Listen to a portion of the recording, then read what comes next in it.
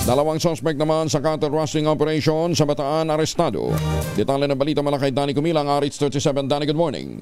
Arestado ang 2 sa 4 na magnanakaw ng baka na nag-iedad ang mga ito sa 21 anyos na kapwa-residente ng Phase 3 at Phase 1 Bagong Silang, Bliss, Balanga City matapos maktuan silang ninanakaw ang isang nakasugang baka sa Nagkamaya, Barangay Upper Toyo, Balanga City. Ayon sa report, ang biktima na may-ari ng baka ay miyembro ng Barangay Peacekeeping Action Team BPAT at residente ito ng nabanggit na barangay. Habang nagsasagawa umano ng pagpapatrolya ang biktima kasama ang kapwa tanod sa lugar, kanilang naabutan na ang 4 na suspect na isinasakay ang nasabing baka sa isang kulong-kulong 1:00 na madaling araw. Nang sila'y sitay, nagtaka tumakas ang mga suspect, ngunit 2 sa mga ito ang agad na naaresto.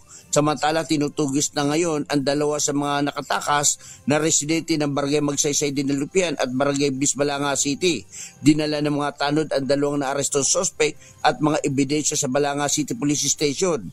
Naharap ngayon sa kasong paglabag sa PD 533 Anti-Cutting Rustling Law ang 2 mga naaresto suspect, habang patuloy naman ang pagtugis sa 2 nakatakas na kasama ng mga ito.